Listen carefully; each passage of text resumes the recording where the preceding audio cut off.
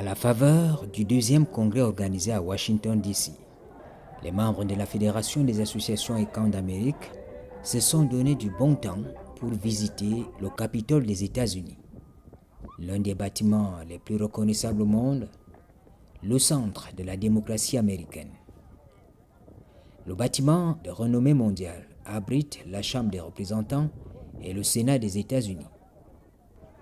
Ici, l'on débat des lois et adopte des projets de loi au nom du peuple américain. Une séquence d'actes majeurs qui n'a pas manqué de retenir l'attention sur l'essence même du groupe. EBIA, c'est la fédération qui regroupe à la fois les écans du Cameroun, les écans du Gabon, les écans de la Guinée équatoriale et Sao Tomé et Principe. Il y a des représentants gabonais. Il ne s'agit pas d'un groupe ethnique de Camerounais. Il s'agit plutôt d'un ensemble, d'une communauté qui s'appelle communauté ECAN. Donc nous ne combattons pas les gens. Nous ne sommes pas une association qui recrute même les individus. C'est les associations qui s'affilient dans EBIA. Donc, parce que nous avons trouvé cette formule qui est pratiquement unique et où on n'a pas raison de se discuter. En toute démocratie, nous avons un statut, nous avons un code électoral. Et puis ce que j'ai admiré en tant que doyen, en tant qu'aîné, c'est qu'il y a trop de discipline. Nous voulons former une diaspora, n'est-ce pas, intelligente, pas une diaspora qui s'insulte, qui insulte les autorités de nos pays. Nous voulons montrer un exemple aux yeux du monde pour que les Camerounais, les Écans, sachent que nous sommes également un peuple. Nous ne combattons personne. Et EBIA est ouvert à toutes les associations. Si nous sommes partis au début avec 3 associations, nous sommes 9 associations et il y a 3 qui sont en train de sonner à la porte. Et je vous assure qu'il n'y a pas mieux qui peut regrouper les écans. Ça, c'est le socle qui peut réunir les écans et le seul moyen. Une visite guidée de plusieurs dizaines de minutes qui a commencé par un film d'introduction avant l'arrêt dans la rotonde du Capitole où se trouve la fondation du grand homme entourée de peintures murales avec plusieurs couloirs de liaison.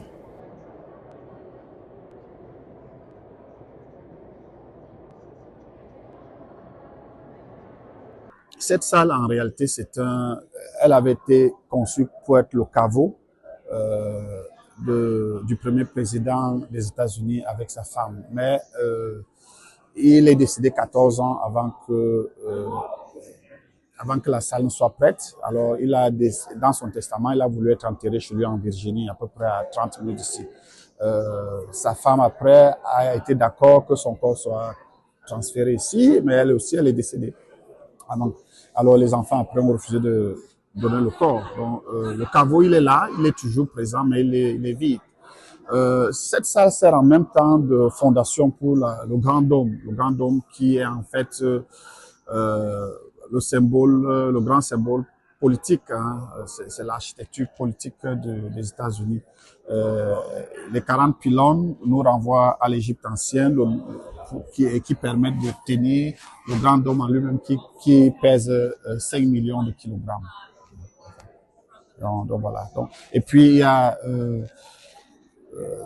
il y a des statues ici qui représentent les 13 États fédérés, parce que chaque État a droit à 2 statues dans ce bâtiment. Alors il y en a 13 ici qui représentent les 13 États fédérés. Donc il y a toute une symbolique sur la question de la fondation et des États-Unis et de la puissance architecturale politique. Au fur et à mesure que la visite guidée avance, les visiteurs se rendent compte de la complexité de l'histoire de la démocratie américaine. Alors les plus grands événements qui ont eu lieu à l'intérieur sont l'inauguration de Thomas Jefferson. Jefferson étant le premier président à être inauguré à D.C. Donc il a été inauguré dans cette salle 2 fois, en 1801 et en 1805. Et il y a eu la ratification de l'achat de la Louisiane, hein, quand Napoléon a dû céder la Louisiane en 1803. Et il y a eu la création de la première grande école militaire, ce qu'on appelait bien chez nous, par exemple, West Point à New York, c'était dans cette salle en 1801. Et alors, après, donc, le Sénat est allé en haut, et c'est une salle où je vais vous amener aussi. la Cour suprême qui n'avait pas de salle de façon permanente dans le bâtiment, y est rentré en 1810 et y a séjourné jusqu'en 1860. Pourquoi la présence de la Cour suprême nous intéresse quand elle était ici? Parce qu'il y a les grands débats sur l'esclavage auront lieu dans cette salle.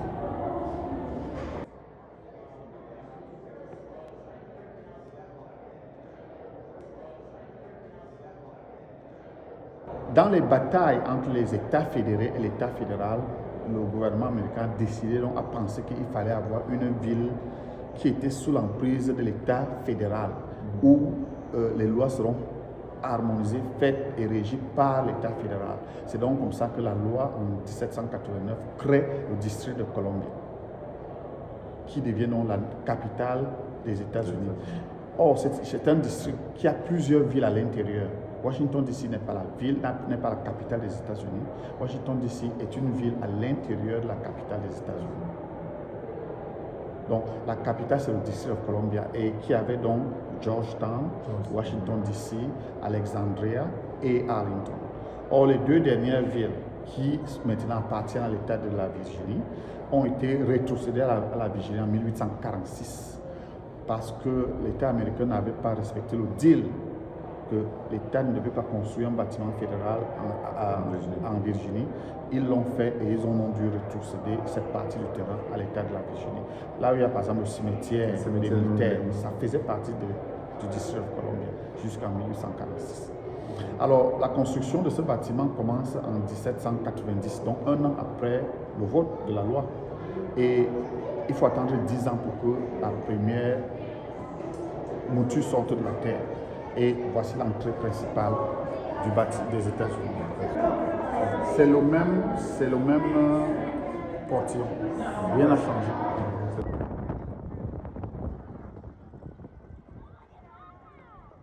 Le Capitole est le symbole du gouvernement le plus connu au monde.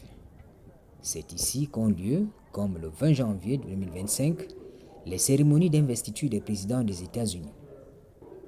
C'est également ici qu'ils prononcent leur discours sur l'état de la nation.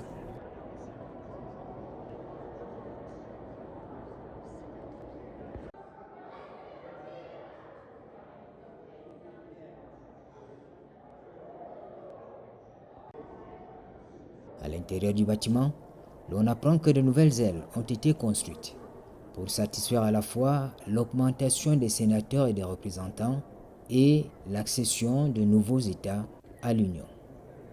Les deux assemblées se réunissent dans deux hémicycles séparés dans chaque aile du Capitole. En 1857, donc, ils décident de construire quelque chose de plus grand parce qu'ils avaient 240 députés. Ils sont passés à 400, d'abord à 350, puis 435. Et ils sont partis là-bas. Et là-bas, donc, c'est là-bas qu'ils sont placés. Tout autour de la rotonde, le corps du Capitole, espace cérémoniel, se décline l'histoire des États-Unis à travers des tableaux symboles de la démocratie américaine et du progrès humain. Le président des États-Unis, la plupart, à part, il y en a deux seulement qui n'ont pas prêté sur la Bible, tous prêtent sur la Bible. Ce monsieur était un pasteur. Lors de la guerre de Révolution, il est devenu militaire pour se battre pour son pays. Mais ses parents sont venus de la Hollande. Et après, il a donc fini comme lieutenant-colonel dans l'armée américaine après la guerre de Révolution. Il a été élu, il venait de la Pennsylvanie, et il a été élu membre du Congrès, député, et puis sénateur plus tard. Alors, ce qui se passe, c'est que, étant sénateur, les États-Unis décident quelle sera la langue officielle des États-Unis. Il y a donc entre le Dutch et l'anglais. Le vote a lieu, il refuse de voter. Parce qu'il ne veut pas trahir ses ancêtres et en votant pour l'anglais comme langue officielle. Et il ne veut pas aussi trahir son pays. Il décide de ne pas voter. Et l'anglais n'est pas passé.